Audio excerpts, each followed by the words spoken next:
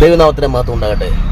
യോശുവ 1-ാം അധ്യായം 5-ാമത്തെ വാക്യം. നിന്റെ ജീവകാലത്തൊരിക്കലും ഒരു മനുഷ്യനും നിന്റെ നേരെ നിൽക്കുകയില്ല. സർവശക്തനായ ദൈവം യോശുവയെ ധൈര്യപ്പെടുത്തിക്കൊണ്ട് പറയുകയുണ്ടായി, നിന്റെ ജീവകാലത്തൊരിക്കലും ഒരു മനുഷ്യനും നിന്റെ നേരെ നിൽക്കുകയില്ല. മനുഷ്യ ജീവിതത്തിൽ ഭയമുണ്ടാകുമ്പോൾ മനുഷ്യൻ പലപ്പോഴും പരാജയ ഭീതി അനുഭവിക്കാനിടവരും.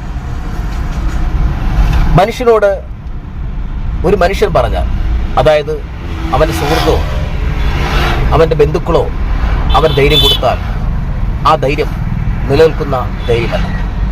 എന്നാൽ സർവശക്തനായ ദൈവമാണ് അവൻ ധൈര്യം കൊടുക്കുന്നതെങ്കിൽ അത് നിലനിൽക്കുക തന്നെ ചെയ്യും. അത്തരത്തിൽ യോശുവ ഭക്തനോട് ദൈവം പറയുകയുണ്ടായി, നിന്റെ ജീവകാലത്തൊരിക്കലും ഒരു മനുഷ്യനും നിന്റെ നേരെ സ്തോത്രം.